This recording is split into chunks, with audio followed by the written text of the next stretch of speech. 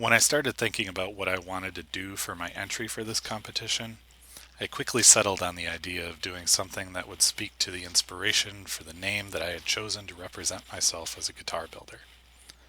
Everest Guitars started as an homage to two special things in my life: a land and people that I have had a deep love of for nearly 2 decades, and my daughter, who we named Everest.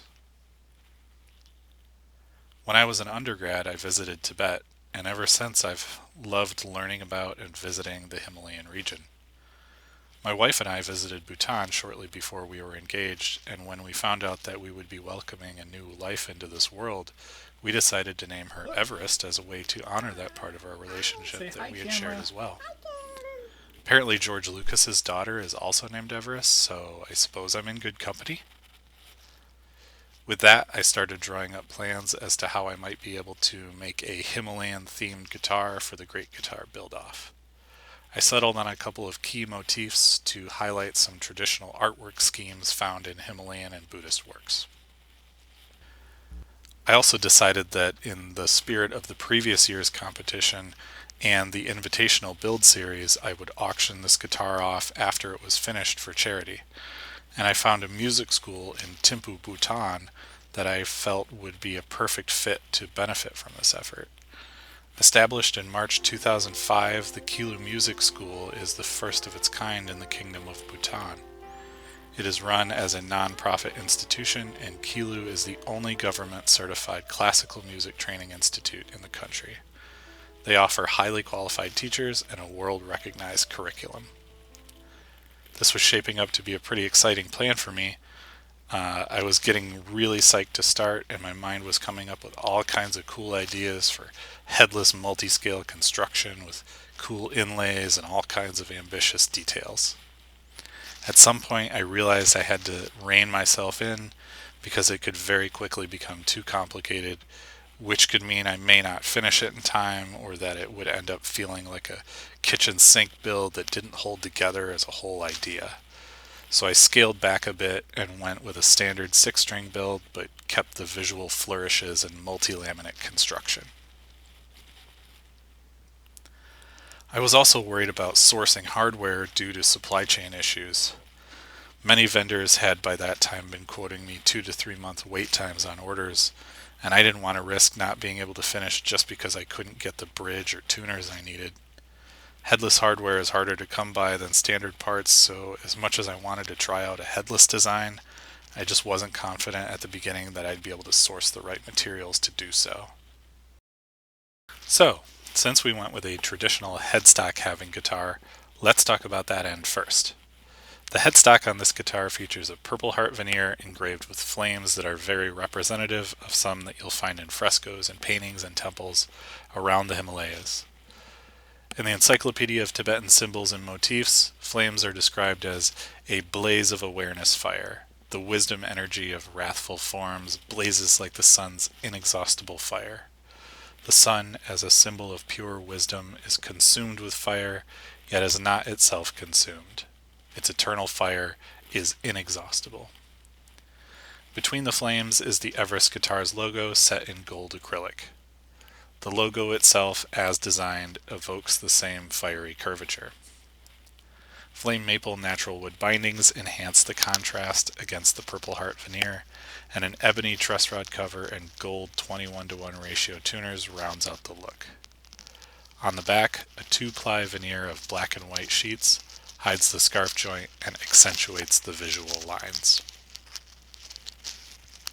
The set neck is composed of a 5-piece, lightly flamed Purple Heart and flame maple laminate.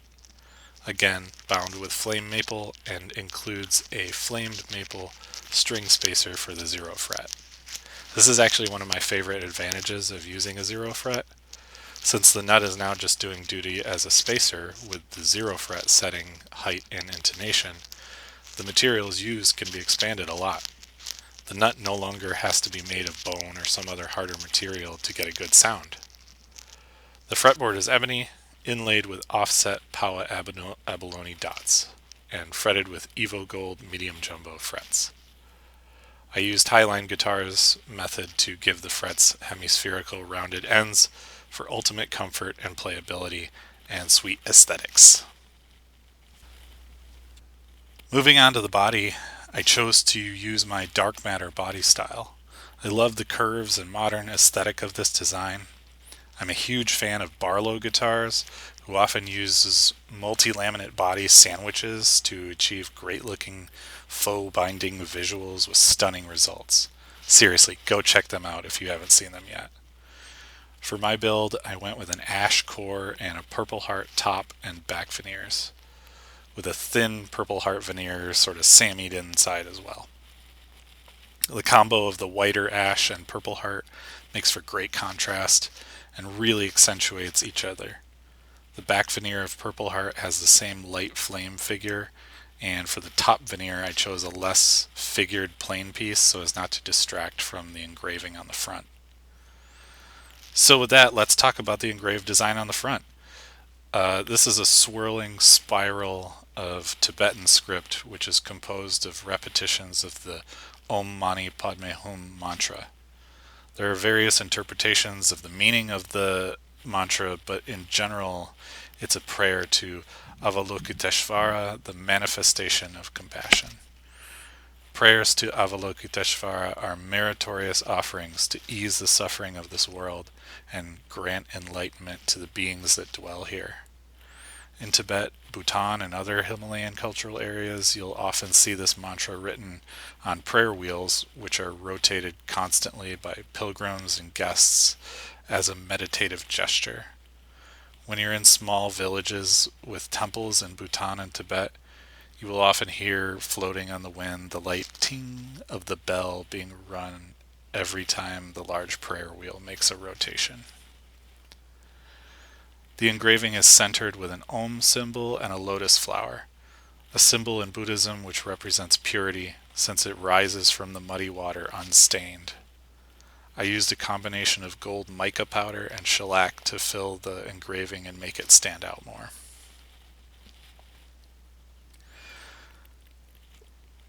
While sculpting the back belly cut of the body, I accidentally carved into one of the weight relief cavities. It was an absolutely disappointing mistake at first, but in the spirit of this build, I had to regroup and embrace the letting go of attachment to perfection that is part of Buddhist practice. I decided I'd try to plug the hole and, if necessary, overlay a contrasting veneer to both hide the plug and maybe serve as a visual flourish. The veneer didn't end up working out because I couldn't get the lines on it as defined as I'd like. It kind of just kept fuzzing anytime I tried to sand it. The ash plug actually worked great, however, and is mostly unnoticeable to someone who isn't me.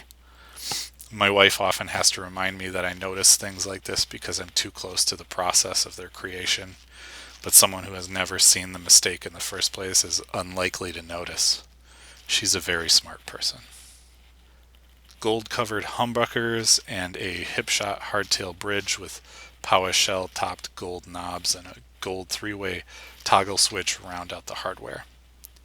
The electronics are volume tone with CTS push-pulls on the tone controls for single-coil selection of each pickup. This is the first time using push-pull pots for me, and I really like them because they give you tonal options without needing extra switches that clutter up the visual. For some final thoughts on this build, I'll say that it has been a great project, and I absolutely love how it turned out. My wife said that she was skeptical that I would be able to part with it when I was done, and I didn't think it would be an issue, but now after seeing the end result, I have to give the win to her. It's a great guitar, and while I'll be sad to see it leave my possession, all things must end. In Buddhist practice, attachment is one of the most common causes of personal suffering, and cultivating non-attachment is a very important habit.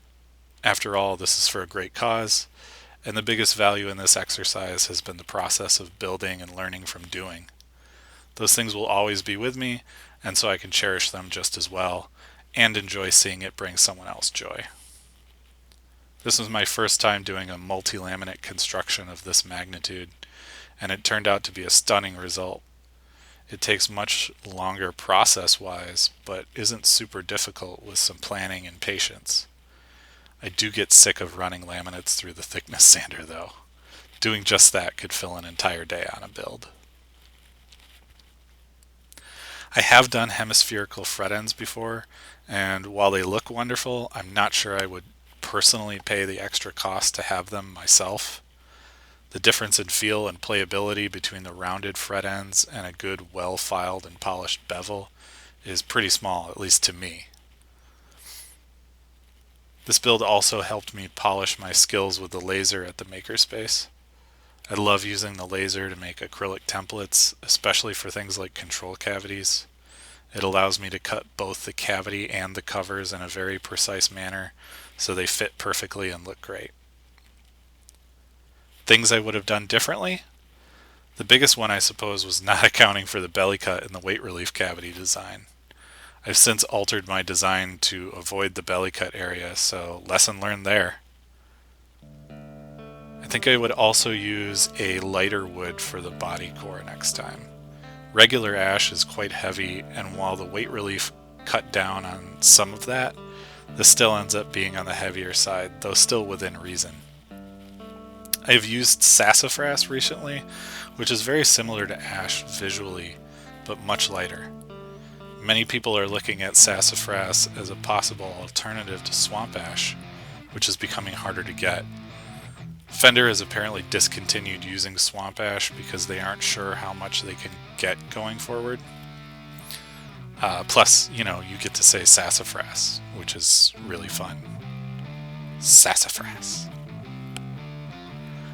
Other than that, I think it turned out very well, and I'm super pleased with it, and I hope you like it as well. If you did, please vote for my entry and maybe even bid on the guitar so we can sponsor some kids' music lessons and keep the music playing worldwide. Thanks so much.